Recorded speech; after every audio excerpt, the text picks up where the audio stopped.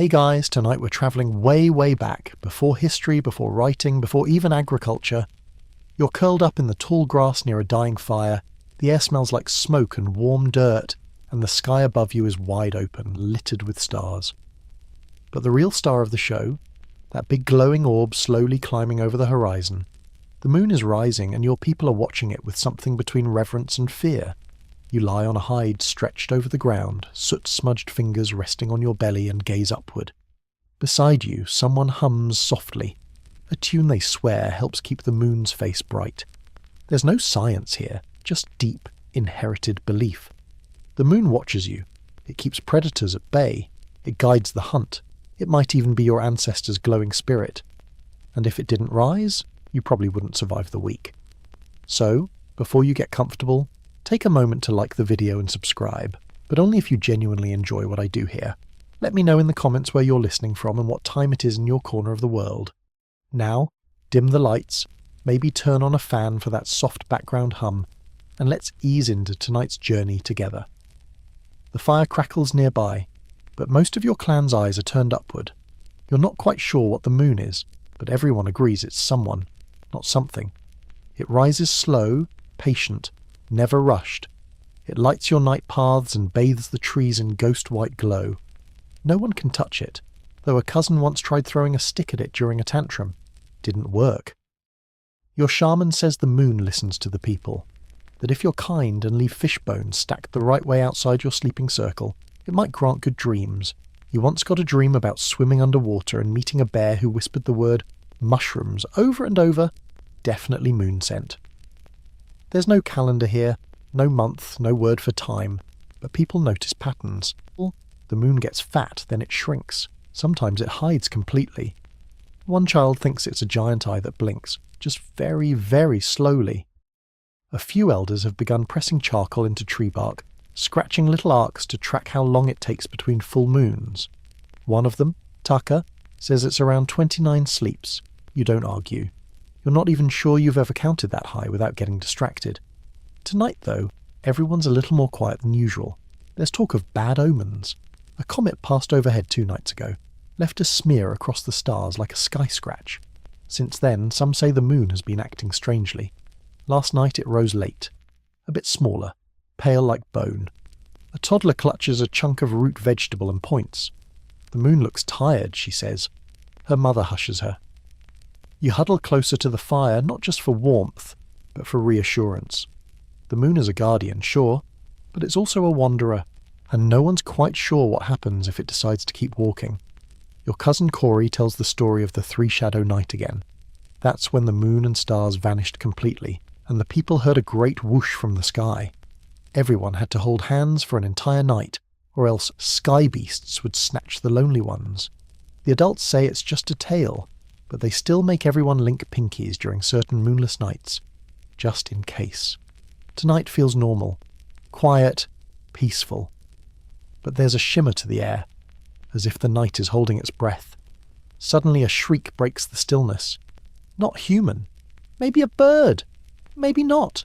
You freeze. All eyes shoot upward, and the moon's gone. One blink. That's all it takes. It just isn't there anymore. Gusts ripple through the group like a physical wind. The shaman mutters a curse.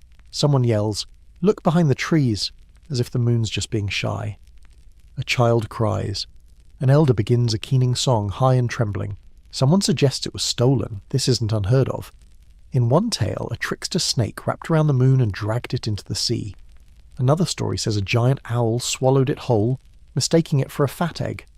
None of those stories end well. You feel your heartbeat climb into your throat. The darkness suddenly feels very dark. The shadows near the fire look sharper. The wind seems louder. Even the stars look wrong. You press your forehead to the dirt and whisper apologies for every time you stepped on a beetle, just in case. The fire pops loudly, startling half the camp. Then silence. And slowly, unbelievably, moonlight. Just a sliver. Like a grin creeping back across the sky. The moon reappears, half hiding behind a streak of cloud. Someone laughs, high and shaky. The shaman falls to their knees. A few people throw fistfuls of dust into the air as thanks. You lie back again, heart still thudding. That was too close. The lesson? Don't take the moon for granted. It can leave. And maybe next time it won't come back. The next morning the mood is odd. Everyone's awake earlier than usual, even the ones who love to pretend they're still sleeping to avoid foraging duty. You stretch out under your blanket of woven grass and cured hide, the warmth of last night's panic still clinging to your ribs. The moon vanished, and then came back. But now the question hangs thick as fog over the camp. Why did it disappear in the first place? The elders don't agree. Some say the moon needed rest just like any living being. Others believe it was testing the tribe. A few mutter about offences, spilled food, unburied bones, or someone laughing too loudly at a story involving sacred animals. You side-eye your cousin. He did a terrible impersonation of a fox spirit yesterday. Coincidence? Probably, but still. The shaman sits cross-legged in front of the fire, eyes half shut, muttering to bones and ash. He pulls a line of red ochre across his forehead, then another across his chest. You recognise this as the summoning line, normally used for calling deer spirits, not celestial bodies. Just before dusk, a decision is made. There will be a watch night. No sleeping. The whole camp will stay up and keep eyes on the sky. If the moon rises late again, or doesn't rise at all, at least someone will be watching to witness its departure. As if the problem was just that the moon felt ignored. You spend the day gathering firewood and nervously checking the horizon. You pluck berries with such intensity you forget to eat them. A rare feat. The children play silently. Even their stick sword fights lack the usual battle cries. And then the sun begins to dip. Everyone gathers near the main hearth. Faces are ash-smudged, eyes wide, mouths tight. The stars begin peeking out one by one, as if testing the air. And then, nothing. No moon, not a sliver, not a blink of silver, just deepening blue-black sky. A collective breath holds. You count slowly in your head. 1, 2, 3. Then someone starts a soft humming song. A lullaby, almost. The one your grandmother used to sing when the wind was high. More voices join in. The fire pops. You tilt your head back and keep your eyes on the sky. But it's stubbornly blank. The shaman begins a rhythmic chant. You don't understand all the words, but you recognise the melody. It's the one usually used when a clan member dies. Comforting. Kind of. There's no laughter tonight. No gentle teasing. No someone accidentally farts and everyone loses it moment. Just faces. Firelight. And the absence of a moon. And then someone, always that one person, says, maybe it's never coming back. The effect is instant. Half the group starts arguing. The other half starts crying. A few just sit down abruptly like they've been told the river turned to ash. One elder insists this has happened before. 3 generations ago it vanished for 6 nights, she croaks. Then it came back fatter than ever. Someone challenges this. There's no way she's that old. She glares him into silence. Another claims the moon has been kidnapped. Swallowed by the mountain spirits, he whispers, pointing toward the jagged black silhouettes at the horizon. You can't help but shiver. That mountain does look like it's smirking. Still, others argue about blame. Maybe someone broke a taboo, ate the sacred mushrooms, slept facing north instead of east, forgot to greet the moon with a whisper. Someone actually spits at a goat, convinced its bleating the day before was an omen. The goat looks offended. You try to block it out. You look up. Still nothing. And then, oh, thank whatever spirit is listening, there it is. A faint ghostly arc, like a fingernail left in the sky. Rising slowly, almost embarrassed by the fuss. People cheer. One guy falls to the ground and starts kissing the dirt. The goat joins him. You laugh, the tension melting off your shoulders like mist off morning leaves. But the moon doesn't look right. It's faint, dull, dimmer than usual. And worst of all, it's crooked. Not its usual clean arc, but a warped slant like it's leaning against the stars. It looks tired. The shaman narrows his eyes. It walked too far, he mutters. Now it limps. Someone gasps. Another cries again. This time, not out of joy. You sit quietly and watch it climb higher. Slow, hesitant. You swear it flickers once. And suddenly a new fear settles in. What if the moon can leave whenever it wants? What if it's thinking about leaving for good? Historians still argue whether early humans believed the moon was a god, a guardian, or just a sky dweller with moods. There's no writing to confirm any of it. But there are signs, burial positions, cave paintings, carved bone talismans, that all suggest people didn't think of the moon as just light. It was family, a watcher, maybe a judge, maybe a prisoner. And tonight, as you wrap yourself in furs and lie back down, one unsettling thought keeps looping in your mind. If the moon walks away again, who will be watching you? You wake before the fire's even gone cold, eyes blurry and back sore from the uneven earth. Around you, most of the clan sleeps in soft huddles, like mossy stones stacked for warmth. But a few are already awake, quiet, sitting upright, staring toward the empty sky like they expect something terrible to fall out of it. The moon set early last night. Too early, almost like it ducked out of the sky on purpose, left the rest of the night in the care of stars that felt too cold and too sharp. By breakfast, the rumours begin. The moon's upset, angry even. You chew on a root that tastes like damp wood and try not to look worried. But it's hard not to worry when the shaman starts burning sage and muttering about heavenly cracks. You ask him what that means. He just taps your forehead and whispers, "You'll see." Not helpful. That night the wind shifts. The trees creak. The animals go unusually quiet. The insects, usually a soft chorus, sound like they've fled entirely. It's as if the forest is holding its breath. You glance up just as the moon begins to rise. Except this time it's wrong again. It's red. Deep coppery red, like blood diluted in water. The kind of red that makes your stomach curl. You're not the only one who notices. Someone immediately drops their bowl of boiled tubers. A dog howls. A baby starts screaming. The shaman, eyes wide for once, stammers, "It bleeds again." You don't remember the first time the moon bled, but you've heard the stories. How people screamed and ran, how the sky crackled like firewood, how animals stampeded unprovoked, and the ground trembled under their feet. One tale says a giant snake coiled around the earth that night, squeezing until the moon popped like a blister. Another insists it was the gods arguing over whose spirit could inhabit the moon, and it split open like an overripe fruit.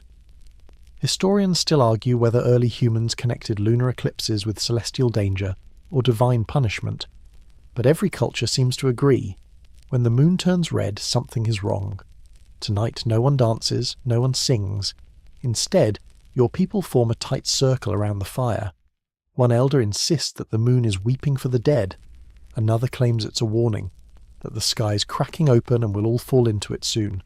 Someone starts building a small cairn, a stack of stones, to balance the sky. You're not sure if that makes sense, but the act of doing something feels better than doing nothing. You help, stacking flat rocks with care, murmuring a small apology to each one. The night drags. The red moon hangs like a wounded eye, and with every hour it stays that way, the tension knots tighter. Then, slowly, gradually, the redness fades. The moon slips behind a misty veil of cloud. When it re-emerges, it's pale again, still crooked, still dim, but silver, not blood. Relief washes over the camp like rain after a drought. Someone even dares to laugh. It's weak, half hysterical, but it spreads. A nervous giggle that becomes genuine after the 5th or 6th round. You smile too, though it feels like your lips forgot how. As dawn approaches, you catch an older cousin rubbing red clay on their cheeks. When you ask why, they answer, "So the moon knows I mourned with it." It's sweet. Also weird, but mostly sweet. The next few nights bring no more blood-coloured moons, but the fear lingers. People still sleep facing east. Meals are offered to the moon before anyone eats. And then, one evening, there's a crack. Not in the sky, but in the earth. A sharp tremor. Just enough to shake the bowls, rattle a bone charm loose, and send everyone scrambling. No one's hurt. It's over in seconds, but the connection is instant and unanimous. The moon is angry again. It's punishing the world piece by piece. You overhear talk of a sky ritual, something drastic, something big. You pretend not to listen, but your ears don't miss much. It involves fasting, song, and maybe bloodletting, though someone insists beet juice will suffice. You really hope it's the beet option. Later that week, a crow lands near the fire, stares at you directly, then flies away. An elder gasps. "A watcher," she whispers. "They always come before a change." You want to ask, "A change of what?" but you're not sure you want the answer. Some days you wish the moon had never come back at all. Other days you wonder if you're watching it, or if it's watching you. You're hunched beside the river now, squinting at a smooth stone in your palm. It's nothing fancy, just a flat disc about the size of a shell. But to your clan, it's precious. It has 12 scratches on it. You made one for every night the moon showed its full round face. Primitive astronomy? Maybe. Or maybe you're just bored. Either way, your rock is the start of something. The first sky math. Not that anyone calls it that. You don't even have a word for math. But there's a feeling, a sense, that the moon follows a pattern. It fattens and shrinks, disappears and returns, and maybe, just maybe, it can be predicted. You're not the only one thinking it. Tucker the Elder has started arranging pebbles in rings. Someone else has scratched tiny moon shapes into bark. It's not exactly accurate, but you're trying. You rub your stone with a little water and hold it up to the sky. Above you the moon is half full, or half empty, depending on how your night's going. You've come to think of it like a traveller who sometimes forgets their way home. Your clan doesn't trust the moon anymore, not fully. So now the strategy is to track it, just in case. If the moon leaves again, maybe you'll have enough notes to follow its path. The funny thing is, this all started with superstition. One person said the moon left because someone laughed during a burial. Another blamed garlic. But now people are counting, carving, measuring. You're inventing time itself, sort of. One of the stranger things you've noticed is how different the moon looks depending on the season. In colder months, it hangs lower and turns ice white. In warmer ones, it climbs high and burns yellow-orange. No one knows why. Some think it's sick. Others think it's hunting something invisible. Historians still argue whether early humans developed lunar calendars for ritual purposes, or just survival. After all, if you're nomadic, you need a rhythm. You need to know when the animals migrate, when the berries ripen, when the moon might pull a disappearing act again. So this strange little moon mapping becomes more than curiosity, it's insurance. You carry your scratch stone everywhere now. People start asking you how many sleeps until the moon gets fat again. You try to act wise. You guess. You're wrong often. No one holds it against you. You're trying, and that counts. It becomes a game, a ritual, and, dare you admit it, a kind of worship. One night, your cousin begins arranging sticks in a spiral on the ground, tracing the phases of the moon. You copy him with shells. Someone else uses bone fragments. It gets competitive fast. You win, but only because yours glows in the firelight. That same night, the shaman declares your pattern pleasing to the moon. You pretend to be humble. You fail. Later, alone, you whisper thanks to the sky, just in case someone is listening. There's still fear, of course. Fear that the moon might vanish again. Fear that all these scratches and guesses are meaningless. Fear that it isn't a rhythm you're discovering, but a trick, a cosmic joke with you as the punchline. But then, the moon returns, again, right on time, or close enough. A small celebration sparks. Not loud, not grand, just a quiet moment of shared breathing. A few claps. A song that half the group mumbles through. You feel something stir in your chest. Something warm and old. It's not pride. Not exactly. It's more like recognition. Like the moon saw your rock. That's nonsense, of course. But you sleep better that night. From here on, sky watching becomes routine. Your clan starts setting small markers. Stone stacks, feather posts, even scratched trees. All lining up with where the moon last rose. One boy swears he saw the moon move differently last night. Like it zigzagged before settling. You laugh. Then you remember how often the moon surprised you already, and you keep laughing. But now it's nervous. Some think you're onto something real. Others still think it's all guessing. You think it's both. But one thing is clear, you're no longer passive. You're no longer just lying there waiting for the moon to come or go. You're watching, recording, participating. And maybe, just maybe, that's enough to keep it coming back. Tonight, you're already lying down, eyes fixed on the sky long before the stars finish sharpening into place. The fire crackles at your side, sending sleepy sparks upward like tiny messengers. You're not the only one watching. Everyone is, because tonight, it's another eclipse. The moon begins to rise, full, bold, bright. Its glow washes over the trees and sets shadows dancing along the bark. But already something is wrong. There's a bite taken out of it, a dark curve chewing slowly inward. You hear someone gasp. A toddler starts crying before anyone even explains. You sit up straighter. This again, this strange vanishing, this slow fade to red. You've seen it before, but that doesn't make it easier. The change is slow, dramatic, like the moon's performing a theatre act it knows will spook the crowd. Someone mutters, "It's dying again. It's always again." The moon has died and returned so many times now you've lost count, like an actor in a never-ending play stepping behind the curtain only to peek out again. The clan forms a semicircle. The shaman has no plan this time, he just hums. His staff, adorned with feathers and bones, leans against a rock. Even he looks tired of pretending he understands. The moon darkens, then reddens. The fire dims, though no one touches it. Even the flames seem distracted. And then, chaos. The children cry. One person runs in circles muttering about curses. Another drops to her knees, covering her face with ash, whispering, "Take me, not the light." A goat bleats nervously in the background, because of course it does. You just keep watching. You've started to think the moon is doing this on purpose. To scare you? Maybe. To test your loyalty? Possibly. Or maybe it's just showing off, the way cats do when they knock over clay pots just to see your reaction. You look over at your friend, who's fiddling with a handful of glowing embers and murmuring to them. He's convinced that moonlight and firelight are siblings, two versions of the same spirit. He says when one fades, the other grows out of sympathy. Honestly, it's not the weirdest idea you've heard. As the eclipse deepens, you notice something even more eerie. The animals have gone quiet again. Crickets, owls, even the wind feels muffled. It's as if the world itself is pausing to watch. You lie flat now, arms spread wide, fingers brushing the grass. The ground feels solid, comforting.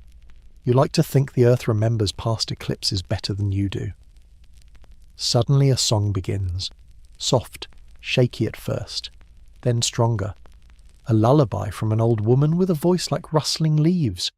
She sings about a boy who followed the moon into the river and came back glowing. It's not a song for children, not really.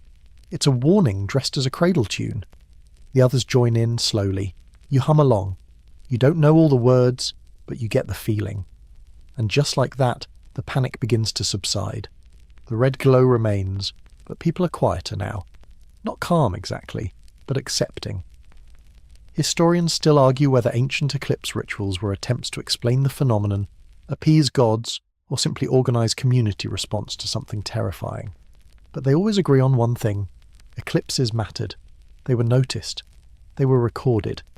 Tonight, you mark the eclipse by smearing ash on a flat rock and placing it near your counting stone. One dark rock for every time the moon pretends to die. You wonder if other tribes somewhere far away are watching the same eclipse. Do they see it the same way? Do they panic or do they celebrate? Is anyone out there thinking, "Yep, there goes the moon again, must be Tuesday"? You hope not. Because for your people, this isn't routine. This is sacred. This is terrifying. This is one more reminder that the moon doesn't belong to you. The eclipse starts to pass. The bite fades. The red softens. Silver peeks through, like someone lifting a heavy curtain just enough to see backstage. Everyone exhales. The fire flares. The goat finally stops screaming. You lie back down and listen to the whispers settle into silence. And now that the moon is back, full and quiet and beautiful again, you realise something strange. You're not scared anymore. Not because the moon is safe or trustworthy, but because somehow it feels familiar. Like an unpredictable friend. A moody one. The kind who disappears for a while, returns with a dramatic entrance, but still shows up when it really counts. You fall asleep watching it. No stories tonight, no chants. Just the hum of breath, the rhythm of old songs still echoing in your bones, and the memory of a moon that bled, healed, and kept hanging on. The next morning, you're crouched near a sun-warmed boulder, nibbling on roasted tubers and trying not to think about the moon's latest drama. The eclipse shook everyone, but not in the same way. Some are tired, some are quietly frightened. But one group, huddled around the shaman, is absolutely certain. The moon is a thief. You frown, chewing slowly. A thief? That's new.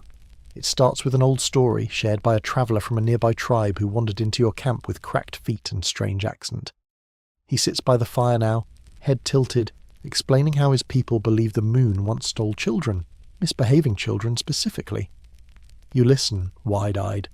According to this tale, the moon would wait until a child disobeyed their elder, or wandered past the river after dusk. Then it would swoop down like a giant owl, scoop them up with invisible arms and carry them into the sky.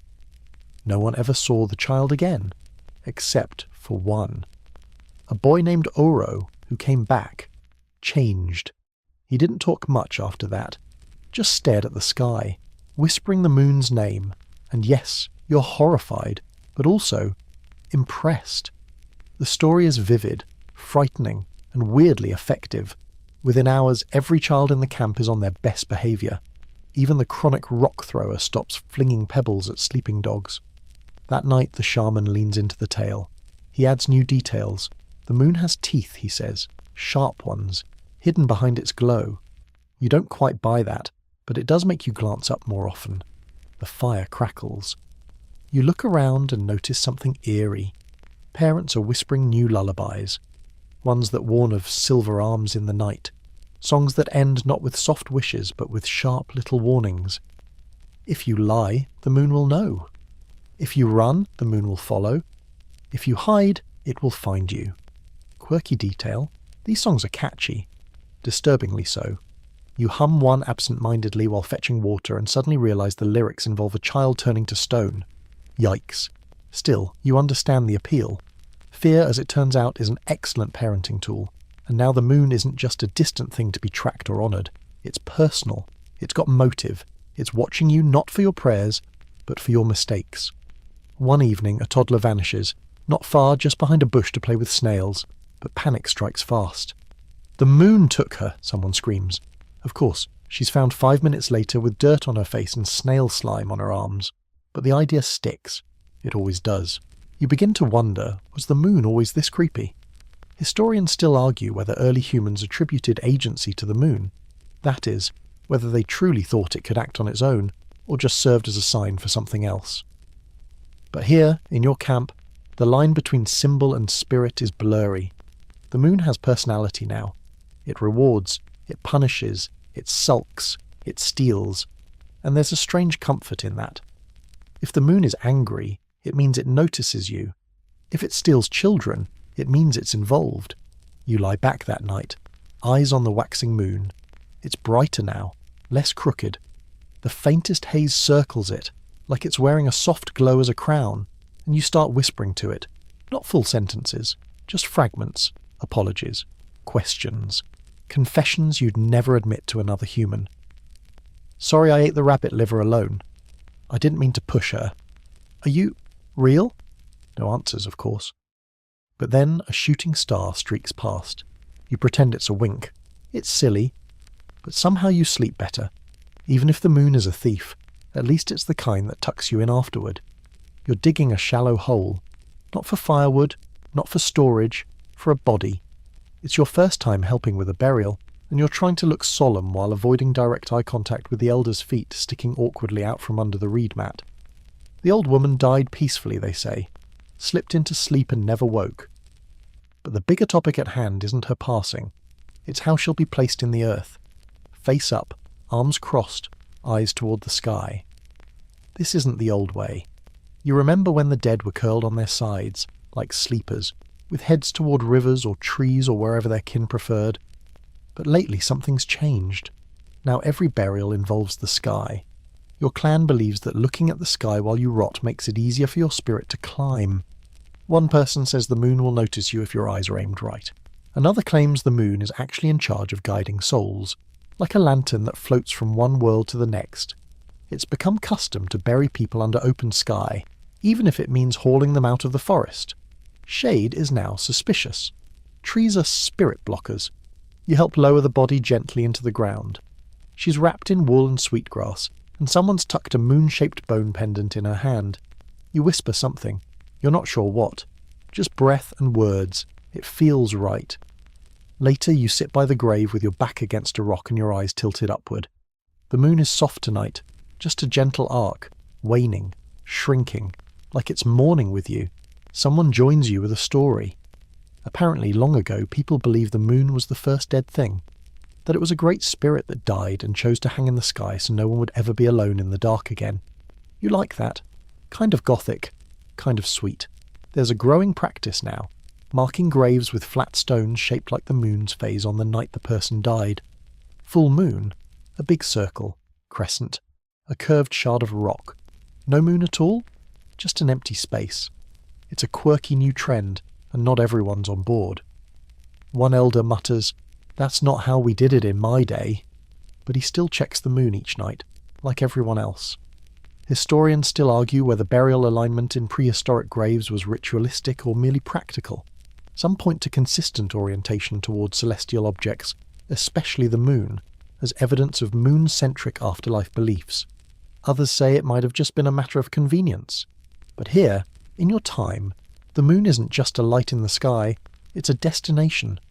You imagine the old woman floating upward, her spirit catching the pale lunar breeze and drifting toward that glowing disk. Maybe she lands there. Maybe she becomes part of it. Maybe the craters are just footprints from all the dead who got there before her. You shiver, but it's not fear, it's awe. Later by the fire, someone tells a joke. What if the moon gets too full of ghosts and falls out of the sky? You'll laugh a little too hard, but then someone else says, that's why we bury them with gifts, so they're happy up there, busy. And suddenly everyone's quiet again. From then on, you start noticing little things. A charm tucked into someone's belt with a carved crescent. A pile of skulls arranged in a moon shape near the riverbed. A child's drawing of the moon with a smile. The line between myth and ritual keeps blurring. The moon isn't just watching, it's receiving. You begin whispering your dreams to it before you sleep. You don't know why, you just do. Maybe you're hoping someone on the other side is listening. Maybe you're hoping the moon is still making space for you. It's just past midday and you're foraging along a stream bed. Sunlight flickering through the leaves above like it's playing peekaboo with itself. The ground is soft, your feet are muddy, and your fingers are stained with berry juice that may or may not be edible. You're focused, careful, and more than a little annoyed that your gathering basket has a hole in it. And then you see it. A stone. But not just any stone. This one glows. Well, not exactly. But in the dappled sunlight it catches light in a strange silvery way. You pluck it from the gravel, turning it over in your hand. It's round, slightly flattened, with a shimmer that seems to pulse when you move. Your heart skips. You found a piece of the moon. You rush back to camp, clutching it like a squirrel with a sacred nut. Breathless, you hold it up to the others. "Look!" you shout. "It fell." They gather around, some gasp. One guy squints and mumbles something about shiny fungus, but most people seem convinced. This is lunar. Sacred. Special. By nightfall, the stone has its own place in the shrine. No one's sure what to do with it, so they do everything. They sing to it. They sleep next to it. One person licks it, which is a choice. Soon others begin to find glowing things. A smooth chunk of mica. A pale crystal that hums faintly when tapped. A wet stone that, when polished, looks like a frozen droplet of starlight. They're not rare, but they're not ignored either. They become moon rocks. People start wearing them, first as necklaces, then bracelets, then dangling from headbands. One girl ties 3 to a walking stick and insists they help her walk straighter during the dark part of the month. You don't question it. You collect your own small bundle, your moon kit. It includes a glowing pebble, a silver feather you found during a full moon, and a bit of bone carved into a crescent. You carry it in a leather pouch close to your chest. Not because you're superstitious. Okay, maybe a little. One night you're sitting near the fire, your moon rock in hand, when an elder leans over and whispers, "Keep it close. If the moon sees you holding part of it, it won't forget to return." You blink. "Is that how it works?" She nods. Works better than shouting at it. Honestly, fair. Historians still debate whether moon-shaped objects in prehistoric sites were symbolic offerings or simply coincidental artifacts. But considering how many glow-tinged talismans show up in burials, it's likely early humans didn't think they were random. You certainly don't. Later, a traveller from another camp arrives with a full-blown lunar headdress, a woven crown set with chips of quartz and river pearl, shaped like a moon cycle in motion. Everyone is equal parts impressed, and jealous. The shaman immediately declares your clan must make its own version, more accurate, of course. Within days, people are crafting like their lives depend on it. A crown of bones, bark, and shiny beetle shells eventually emerges. It looks incredible under firelight and slightly terrifying in daylight. You take turns wearing it during evening meals. Whoever wears it is the moon's eye for that night and gets to tell the first story. The children love it, and you wear it and look up just once. You say, softly, "We found your pieces." The moon doesn't answer, but the clouds part just enough to make it glow a little brighter. You pretend it's smiling. From here on, moon rocks are everywhere, in fire pits, in river offerings, buried near crops, hung from baby slings. The idea is simple. If the moon sees its own reflection scattered across the earth, it might not feel the need to leave. Or maybe it'll feel flattered. Either works. You're not sure when the practice began, but you know you're a part of it now. And as you fall asleep with your little glowing stone tucked against your heart, you wonder, if the moon is missing a piece and you're holding it, does that mean it dreams of you too? You're crouched in the back of a damp, echoey cave, surrounded by the stink of smoke and wet fur. In your hands, a hunk of ash, a fist-sized clump of silver powder, and a flat stone you've been using as a brush. You're about to paint the moon. Not the real moon, of course.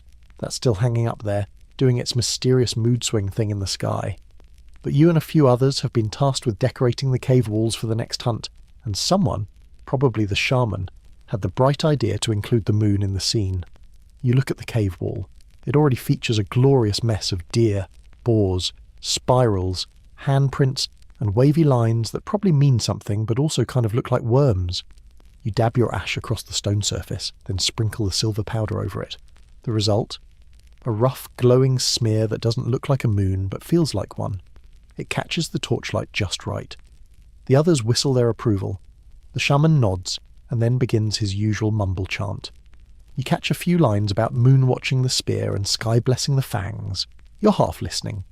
Mostly you're just enjoying the fact that you've created something that people are treating as important and sacred. Painting with moonlight, even fake moonlight, is now officially a thing. People start adding it to everything. Elk figures with shimmering antlers, wolves howling toward glowing arcs, even human silhouettes with little moon halos. The art changes. It's not just about hunting anymore. It's about connection. One kid draws a stick figure riding the moon like a sled. Everyone laughs. And then someone says, "What if that's how the moon moves?" Everyone stops laughing. That image will now haunt your dreams. That night, after the fire has burned low and everyone else is snoring like logs in a thunderstorm, you sneak back into the cave. You bring one more stone. You draw a small shape. Just a single person lying down, arms open, with a glowing arc over their chest. It's you. It's not great art, but it's honest. You sit there for a while just breathing. The cave feels full of echoes, but they aren't scary. They're soft, familiar, like the walls are listening. You wonder if the moon ever peeks inside these caves, if it sees the pictures and feels a little less alone. The shaman later declares that your moon powder painting is spirit active. You're not entirely sure what that means, but it earns you the honour of leading the next chant, which mostly involves humming and flapping your arms a little. Still, you own it. And so, cave art evolves. Now every hunt must begin with a moon touch. Someone kneels, presses a hand against the silver-painted arc, and says a few words about shadows and silence.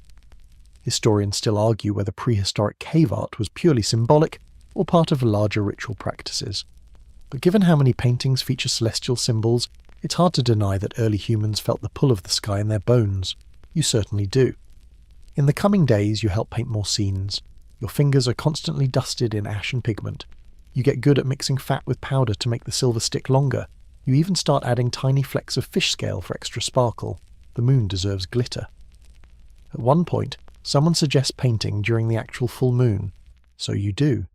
You drag torches and tools to the mouth of the cave, and while the others watch, you trace a glowing crescent onto the stone. The moon above seems to hover in approval, or at least doesn't disapprove.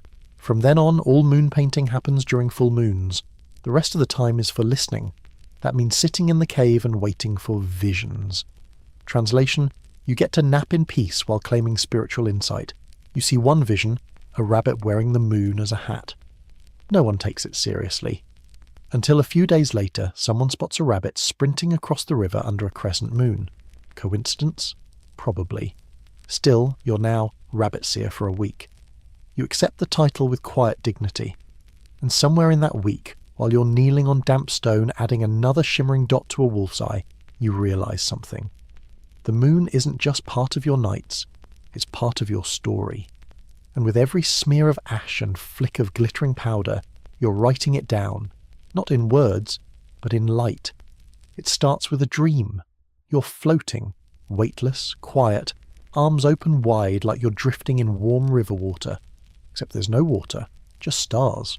A black sky speckled with glimmers, and in the middle of it all the moon, closer than it should be, huge and glowing and somehow alive. It opens one glowing eye and says your name. You jolt awake in a sweat.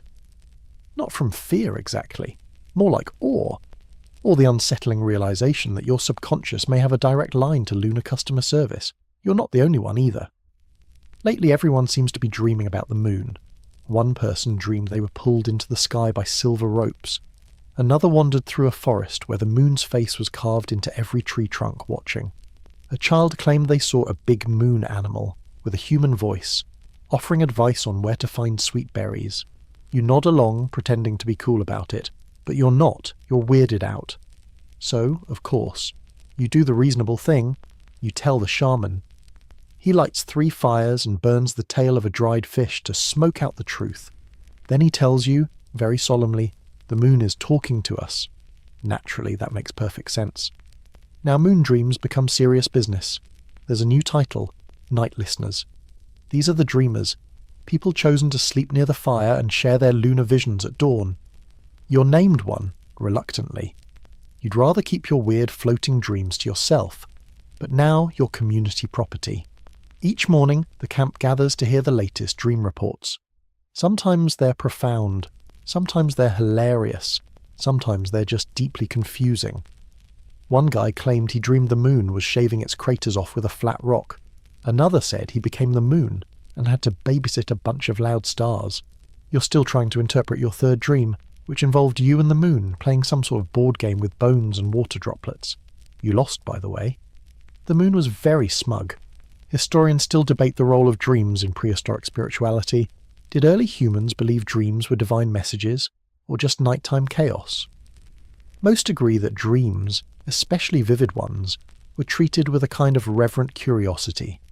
You don't know what to believe, but you know this. When everyone dreams the same dream, you feel it. There's a night when 6 people dream the moon is falling. Not crashing, sinking, like a boat in the sky. One person sees it dip behind a mountain and never return. Another dreams of it dissolving like wet bark. The child sees the moon hide inside a deer's eye. The mood is tense for days. People walk quietly. They eat less. The fire burns longer, like you're all trying to stay awake just a little more, in case the moon decides not to show up again. One person begins carving their dream into a rock wall. A large, teardrop-shaped moon halfway submerged under a wavy horizon line. It's beautiful and eerie, and no one questions it. Soon, moon carving joins the growing list of rituals. If you dream about the moon, you record it, either in charcoal, clay, or song. Songs are especially popular. One girl sings a tune she insists came from the moon. It's slow and strange, a rhythm that doesn't quite match the beat of walking or working, but it gets stuck in your head anyway. You start humming it without realizing. You hear someone else humming it while gathering wood. You realize you've all been humming it for days. The shaman declares it moon-approved. That night, you have a new dream. The moon's closer again, whispering. Something about fire, something about not forgetting. You wake with a single word stuck in your throat, one you've never heard before but somehow understand. Lumak. You don't know what it means, but you tell the shaman. He gasps. It's the moon's real name. Of course it is, and now everyone's chanting it. Lumak, Lumak. Soft and low, like a lullaby. You sit by the fire, staring up at the sky, and whisper it once, just to see what happens. The clouds part. You smile. Maybe the moon really is listening. You're sitting on a flat rock overlooking a valley, chewing bark and trying not to think about the fact that someone just told you the moon's been kidnapped. Not metaphorically, literally. According to a group of travellers from the southern range, the moon didn't vanish on its own. It was stolen by firebirds. You raise an eyebrow. You've heard some things in your day, but this one's new. They're adamant. The firebirds, they say, are massive. Flames for feathers, glowing eyes, wings that sound like trees snapping in a storm. They flew up during a thunder night, lured the moon down with song, and carried it into a mountain cave where no light escapes. That's why the moon sometimes disappears. That's why the sky feels heavier on those nights, because the moon is trapped. And your job, you guessed it, get it back. You're not sure if this is your personal job or just humanity's in general, but you nod solemnly. You can't say no when the fate of the cosmos is on the line. The story spreads like wildfire. Within days, everyone in your camp knows about the firebirds. Someone even draws one on a cave wall, giant wings, jagged beak, tail made of smoke. You're not saying it's terrifying, but you definitely sleep closer to the fire that night. Soon, debate breaks out. One group believes the firebirds deserve the moon. Maybe they're protecting it, one woman says, from us. Another group wants vengeance. They suggest a full ritual, a symbolic hunt. Paint your faces with ash, dance with torches, call the moon's name until it hears. You're in the middle. You don't know if the birds exist, but you do know you've shouted at the moon before and it didn't respond. Maybe fire is what it wants. Historians still argue whether mythic creatures in oral traditions were symbolic stand-ins for celestial bodies, real animals misinterpreted, or straight-up dream beasts. Either way, it's clear. Your ancestors had imaginations that didn't skimp on drama. The most intense moon feud breaks out when a visiting group insists your people actually helped the firebirds. That's why it keeps vanishing, one man spits. Your clan betrayed the sky. You blink. He gestures toward a charred tree near the riverbank. Proof, he says. You're not sure how a lightning-struck tree proves anything, but the confidence is undeniable. This marks the beginning of the Great Sky Dispute. Songs become less peaceful, more pointed. Stories grow sharper, assigning blame. Your clan insists you tried to stop the theft. Their clan says you held the ladder. It's absurd, but it's also kind of thrilling. Conflict adds layers to the moon story. Now, when it disappears, people aren't just sad. They're angry. They stomp, wave burning branches at the stars, shout for the firebirds to return what's not theirs. You join one of these shout fests reluctantly. You wave a torch, scream, "Give it back," at a cloud and accidentally step on a frog. The frog survives, but you're pretty sure it's now judging you. Afterwards, the shaman suggests that maybe the moon wants to be stolen sometimes. Maybe it likes being chased. You chew on that. It makes weird sense. The moon is dramatic. It loves attention. Maybe disappearing is just its way of seeing who misses it most. One night, someone sneaks off and sets a patch of dry grass alight, hoping the fire will signal the firebirds. The blaze spreads too fast. Panic ensues. You help stamp it out with a soggy hide and learn that sometimes symbolic gestures are best kept symbolic. Still, the damage is done. Not to the grass, but to the trust. Now the firebirds aren't just moon nappers. They're arsonists. The story changes. Gets darker. People begin carving firebird totems and setting them outside the camp to scare them off.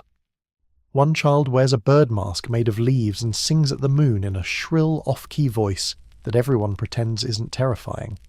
You lie in bed that night, moonlight flickering through tree branches above, and wonder, if the moon was stolen, would it even want to come back?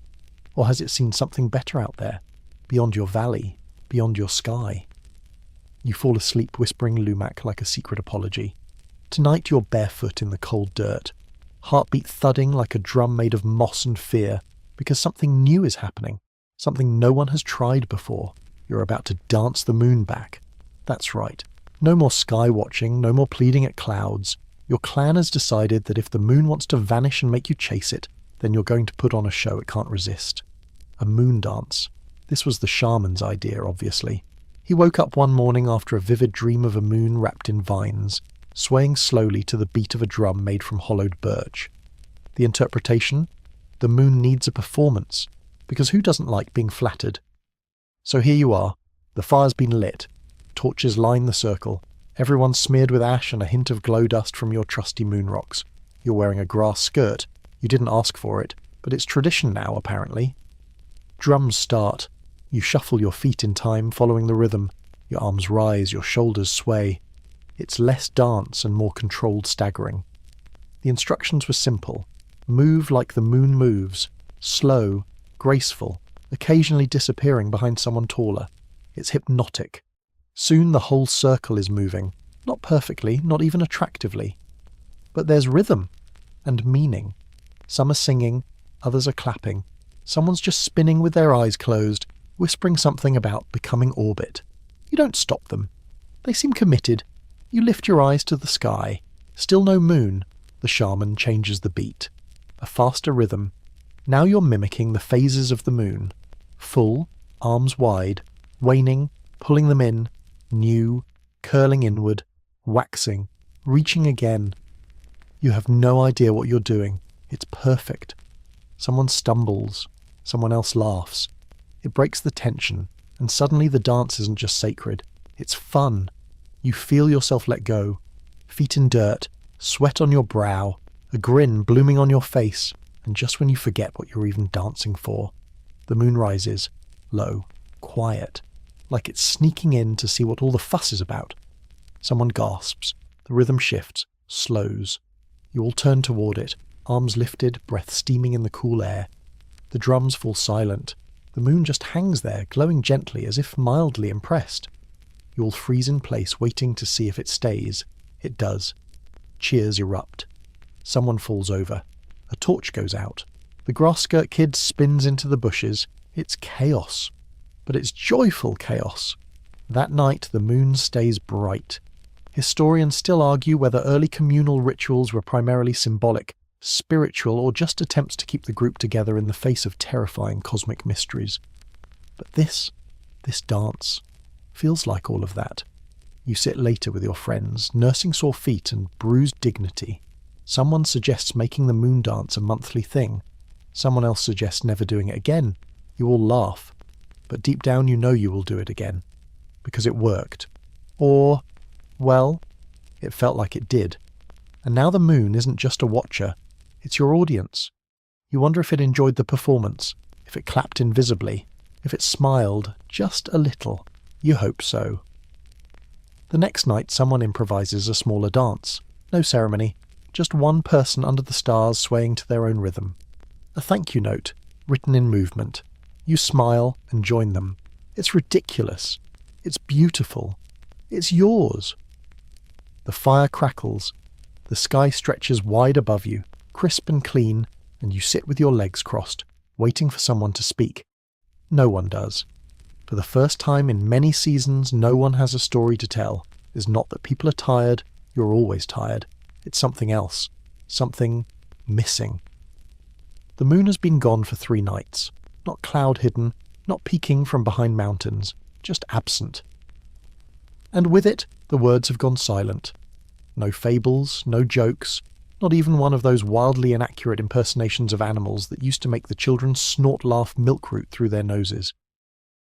You glance at the storyteller's log, just a flat stone where people used to sit and spin tales, glowing with chalk and old laughter.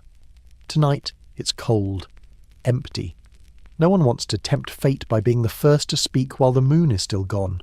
Because maybe that's what made it leave in the first place. You lie back on your mat, eyes skyward, waiting, listening. But the silence is louder than any owl hoot or fox cry. It's a strange kind of loneliness. Not being alone, but feeling like the sky has turned its back on you.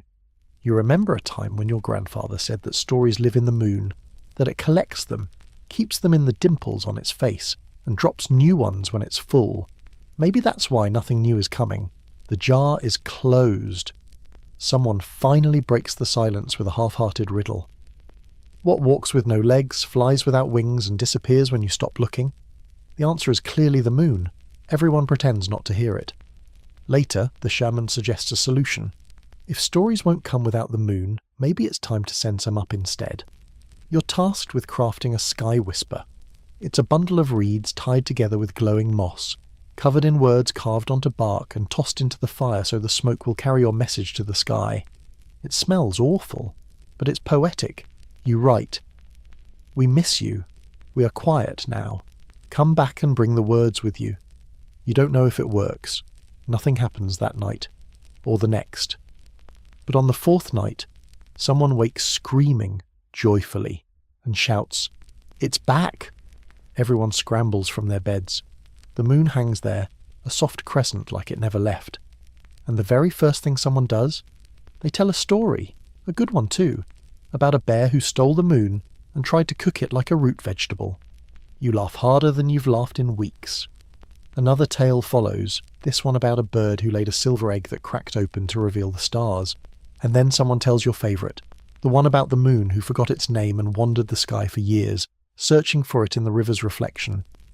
The stories come fast now, flowing like a dam burst, each person adding, reshaping, bending old tales into something new. The silence is gone, replaced with firelight and giggles, loud exclamations, the clapping of hands against thighs when a punchline lands just right. Historians still argue whether early oral storytelling was ritual, entertainment, or cultural memory. Probably all three. But one thing is clear from your side of history. When the moon disappears, the stories hold their breath. When it returns, they exhale, and so do you. You sit near the fire, cheeks sore from smiling, and gaze upward. You say nothing for once. You just listen. Not to the people, but to the glow. Because tonight, it feels like the moon brought something back with it. Something soft, familiar, like the sound of your own voice returning after a long, strange silence. There's a wolf on the ridge tonight. You hear it long before you see it, low, echoing howls that rise and fall like the notes of a sad flute. The sound stretches through the trees, floats over the valley, and wraps itself around the camp like a blanket stitched with teeth. And then someone starts to howl back. It's just one voice at first, a boy, too young to know better, mimicking the wolf's cry with embarrassing enthusiasm. But soon others join in, you included. You lift your chin, inhale the cold night air, and let loose a shaky "ah-roo" that's more frog than fearsome, but heartfelt nonetheless. And above you, the moon watches, full, pale, possibly amused. It's become something of a ritual now, these wolf songs. Every time the moon hits its full stride, your people sing to it in animal voice. Not just wolves either. There are bear grunts, fox chirps. One person insists they've perfected the call of a sky lizard, which may or may not exist. You're sceptical, but they've got confidence. You ask the shaman why animals are part of the moon's story. He tells you that the moon is lonely, that it listens for voices that sound like the wild, because those are the ones it understands. You believe it. Sort of. Then he adds that humans used to be animals too. Before fire, before speech, before the moon noticed us. That the howling is a way to say, hey, remember us? Now that lands somewhere deep in your chest. Historians still argue whether animal mimicry and ritual was symbolic of transformation, identification, or just early performance art. But the timing with full moons, that's hard to dismiss. Tonight, though, the howls feel more personal, because earlier today someone found an old femur, carved into a crescent, a moon bone, and next to it, a flat stone with scratch marks, clawed, deliberate, almost like a tally or a warning. It sparked the theory that the moon didn't rise into the sky. It was thrown up there, by something large, something angry. Maybe a wolf, maybe not. Either way, it's caused a stir. Now there are new stories, just sprouting like mushrooms after rain. A moon that was once a bone tossed by a giant dog. A sky beast that hunts stars and keeps the moon as a pet. A lost hunter who chased a wolf across the world and leapt so high he never came down, becoming the moon himself. You help carve one of these onto a wooden plate. It shows a long-legged man, mid-leap, arms outstretched, a glowing disc ahead of him like bait. The kids love it. They chant the hunter's name, Jaco, every time the moon crests the hills, and then someone gets the idea to howl his name. So now, on full moons, your camp fills with calls not just of wolves, but of Jaco, echoing across the ridges. It's absurd, it's beautiful, it's community. And maybe the moon really does listen. Because one night, after a particularly raucous chorus of moon howls, the wind stills, the fire dims, and a second howl answers, from the forest. Lo! Real! You all freeze. Was that a wolf? A spirit? Was it Jaco? No one knows. No one moves. Then someone mutters, he's listening. You smile without meaning to. You find yourself hoping the moon is smiling too, wherever it came from, whatever it means. You lean back in the grass, ears open, eyes on the sky. A soft chorus rises again, this time more gentle. Not a challenge, a lullaby. To the moon, to the wolves, to the version of you that still remembers what it's like to sing without needing words. The elder calls you over just after dawn, waving you toward the circle with a bone in her hand and a look of triumph. She's carved it, she says, with the shape of the moon. You squint. It's rough, maybe a crescent, maybe just cracked from age, but she holds it like a treasure, eyes glowing like someone who's just named a new colour.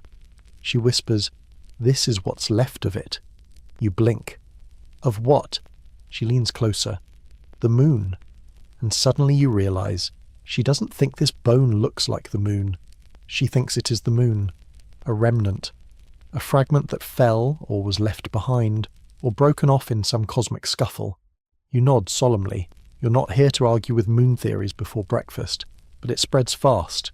Within a day, people are carving crescents into bones, antlers, wood scraps, anything solid enough to hold a curved line. One guy slices a moon into a dried gourd. Someone else etches one into the shell of a turtle. The phrase moon bones becomes common, reverent, almost medical. You even see people talking to their bone carvings, whispering secrets, asking them for sleep, for protection, for answers. You try it once. You whisper into a crescent carved into a fox's rib. It doesn't talk back. But you sleep deeper that night. The shaman has a new theory. Of course he does. He says the moon died once, long ago, and its bones fell to earth, scattered across the land like glowing fossils. That's why certain stones shimmer. That's why bones sometimes ring like bells when you strike them just right. And maybe, just maybe, when enough moon bones are found and honoured, the moon will become whole again. It's a comforting thought. Historians still debate whether these carvings were purely symbolic or if people really believed they were holding a piece of the moon. But either way, the belief makes the bones powerful. They're worn on necklaces sewn into clothes, hung from trees to sway in the wind like whispers. One girl loses her moonbone pendant in the river. She cries for hours. You help her search for it, turning over stones, diving into the cold stream until your lips go blue. Eventually you find it. Not because it glowed or whispered, just luck. But she thanks you like you saved her spirit. From then on you keep your moonbone in a pouch tied to your belt, close to your hip, just in case it needs to hear your heartbeat. And now there's talk of where the moon's body might have fallen. Someone dreams of a place far to the west where the earth dips low, like a missing tooth in the ground. They say it's the moon's grave, a crater. You've never heard that word before, but it catches. Soon, everyone's dreaming of craters. Wide pits, round, empty spaces, signs of where something heavy once landed. You draw them in the dirt, big ones, small ones, some with spirals inside, and then the shaman drops another idea. The moon didn't die, it was wounded. The bones on Earth are just what broke off during its fall, and the craters, those are scars. You wonder if the moon remembers the pain. You wonder if that's why it hides sometimes. At night, you watch it rise, crooked, pale, quiet, and imagine it limping across the sky, like an old spirit wearing a new face, and in your hand, you hold your moonbone. You don't whisper anything this time. You just let it feel the weight of your silence. You're walking alone through the valley now, trailing behind a small herd of goats you're supposed to be keeping track of, but your mind's somewhere else, buried in last night's dream. It wasn't vivid. No moon beasts, no talking trees, just a feeling. You were standing in a deep round hole, perfectly shaped, silent, smooth walls like pressed clay, and above you, no sky, just an echo, a soft humming, like the world had taken a breath and decided not to let it go. You woke with that image lodged in your ribs. A crater. You're not the only one. Over the past few days, everyone's been whispering about holes. Big ones, round ones that seem to appear in dreams like spilled bowls in the earth. Some are lakes, some are dry. Some are filled with fire, some with bones. It starts to feel like the moon left a map. Not in stars, but in scars. You hear the term sky wounds from a traveller with wide eyes and dried blood on his toes. He speaks of a crater far south, too wide to walk across, ringed with melted stones. No trees grow there, no birds sing above it. They say it's where the moon hit the earth before it bounced back up. People scoff at that. But then someone else says there's a similar place near the northern cliffs, and a third swears they saw a giant pit while crossing a salt flat, round as the full moon, silent as a forgotten name. Soon, everyone's got a crater story. You sketch them in the dirt, drawing one beside each moon phase. A full moon gets a shallow dip. A crescent earns a tilted bowl. A new moon, just a deep black smear. The shaman begins referring to dreams as crater calls. If you dream of one, you're marked, touched. You're not sure if you like that, but you have been dreaming of them more often now. Sometimes you fall into one, sometimes you climb out. In one you find a second moon at the bottom of a crater. Pale, smooth, sleeping like a curled fox. When you tell this to the others, someone gasps and says, "That's the moon's shadow. It sticks." Now people believe the moon has a twin, a secret copy, a dark double that lives in the earth, only appearing when the real one disappears. This is how belief works in your world. Fast, fluid, utterly sincere. 1 minute it's a passing idea, the next it's ritual. Soon, a small group treks out in search of real craters. They carry moon bones and ash. They plan to wake the shadow. They come back 3 days later, wild-eyed and muddy. Did they find anything they won't say? Only one of them speaks. It's not sleeping, it's watching. You press your hands into the dirt that night. Try to feel for breath beneath your fingers, for a hum, a pull, a memory. Nothing. But then again, if the crater is watching, it probably prefers not to be touched. Historians still puzzle over the human obsession with craters, whether they were seen as celestial landings, sacred holes, or metaphors for loss. But here, in your time, they're doorways, places where the world seems thinner, where the sky might have kissed the ground. You ask the shaman if anyone's ever jumped into one. He shrugs. Only the brave, or the lonely. You think about that, a lot. And then, on a quiet, cloudy night, you visit one, a real one. Small, shallow, rimmed with moss and ringed by standing stones. You sit in the centre, cross-legged, waiting. The moon doesn't appear, but neither does fear. Just a strange calm. You whisper the moon's name, Lumak, once. Then you lie down, eyes closed, arms wide.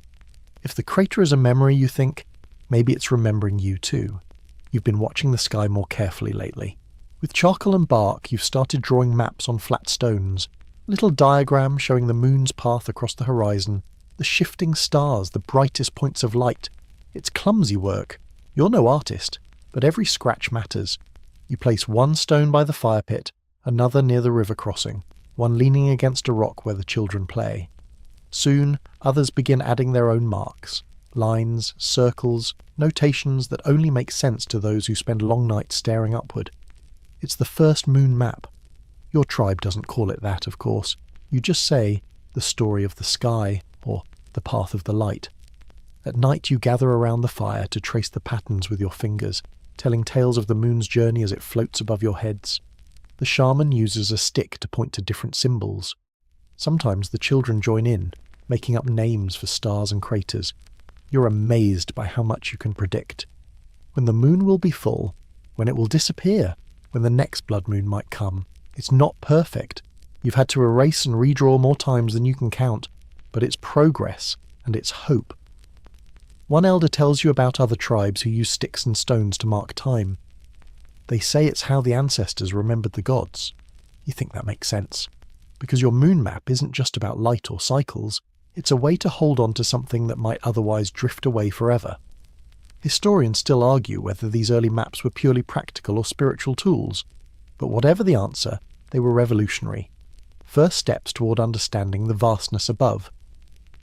One night, while drawing a circle for a rare blue moon, you notice a tiny spark near the fire, like a miniature star fallen to earth. You grab a pinch of ash and sprinkle it over the map, thinking maybe the stars want to join the story. The fire flares. Someone laughs and says, "Even the sky's adding details." You smile, feeling like you're part of something much bigger. From then on, moon maps become a nightly tradition. You start dreaming of better maps, ones made of bark, bone, feathers, ones that glow in the dark, ones that might someday tell the story without words, and maybe, just maybe, help you catch the moon when it wanders too far. The moon returns, not just a pale sliver or a tired crescent, but full and glowing like it's never left. You notice it right away, low on the horizon, painting the treetops silver. The camp bursts into soft cheers, barely audible over the crackling fire, but enough to send warmth flowing through your chest. After all this time, after all the fear and stories and dances, the moon is back. But with it come questions. How did it return? Why did it leave? And what exactly brought it back? Different elders have different answers. One swears it was the moon dance, performed with enough sincerity to lure the moon out of hiding. Another credits the collection of moon bones and stones, scattered like breadcrumbs through the forest. A third says the prayers whispered in the caves, painted in ash and silver, finally reached the moon's ear. You listen to the arguments, fascinated. They all make sense. In truth, no one really knows.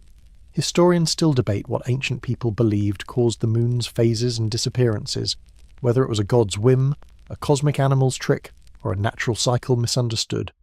But what's certain is that people paid attention. You watch as the moon climbs higher, steady and sure, and realize something else.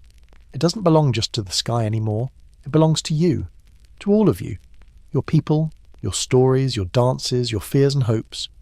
The moon has become part of the camp's heartbeat. A pulse you feel in your bones even when you're not looking up. That night, a new ritual forms almost by accident, a quiet gathering around the fire where each person whispers their own reason for loving the moon, whether it's its light on dark paths, its promise of time, or its stubbornness in coming back. You say something too, though it feels small next to others' words. I think it stayed because we waited. The shaman nods, eyes reflecting the flames. Or maybe, he says softly, because we never stopped talking to it. You smile, because tonight the moon isn't just a glowing rock in the sky, it's a friend. And maybe, just maybe, friends don't really leave. Naming the moon was a big deal. It wasn't just about words or labels, it was about holding the moon, like a small slippery fish you didn't want to lose in the night. Someone had to say its name out loud so it wouldn't wander off again. You helped. The word came slowly, like pulling silk through your fingers. No one knew the right name, so you tried a few. Lumak, Tsari, Nura, Vala. Each carried meaning. Each felt close and distant. At first, the camp shouted the names like a chant, hoping to catch the moon's attention. It was a game, a prayer, a dare. Sometimes the moon seemed to glow brighter when Lumak was whispered near the fire. Other times, it slipped behind clouds, ignoring Sari. You remember a night when the entire camp stood still, holding breath, listening to the shaman repeat the names over and over like a spell. Then the moon broke through the clouds, full and glowing like it had been waiting for the moment. It felt like magic. Over time, one name stuck, Lumak. It rolled off tongues like a secret and a promise. Naming the moon made it more than a light. It made it real, and once real, you thought, maybe it couldn't leave. But naming brought questions too. If you gave the moon a name, did it give you one back? If the moon knew your name, would it watch you more closely? Would it remember you after you died? Historians still argue about the power of naming in early human culture, whether giving names was a way to control, honour, or simply understand the world. But here, in your camp, it felt like a lifeline, a tether. You start whispering Lumak during quiet moments, while gathering firewood, while sitting by the river, even while sneaking away from the camp to watch the stars alone. You imagine the moon smiling back. Sometimes, when the wind is just right, you swear you hear it whisper your name too. And maybe it's true, because if the moon can listen, maybe it's been listening all along. The fire's dying down. You're wrapped in a worn fur, the night cool and thick around you. The stars have scattered themselves like spilled salt, and the moon, Lumak, is a glowing guardian, steady and sure. You sit quietly, thinking about everything, the stories, the dances, the bones, the dreams, how the moon left, how it came back, how it changed you. The question lingers in the air. What if the moon left forever? Would you notice? Would the nights grow too dark? Would the animals stop singing? Would the sky feel empty? Maybe, but maybe not. Because the moon isn't just a thing in the sky. It's a story, a memory, a breath that lives in you, in your people, in the earth itself. Even if Lumak vanished tomorrow, the stories would stay. They'd pass from lips to hands to stone. They'd live in the songs you hum, in the marks you carve, in the dances you perform under starry skies, and you'd keep looking up, not out of fear, not out of hope, but because you remember. The moon once left, and you waited. That's enough. You close your eyes and breathe in the night air, heavy with smoke and moss and the faint, endless light of Lumac. You're tired now, safe, and somewhere, far above, the moon watches back. Of the moon watches back. Of the moon watches back. Of the moon watches back. Of the moon watches back. Of the moon watches back. Of the moon watches back. Of the moon watches back.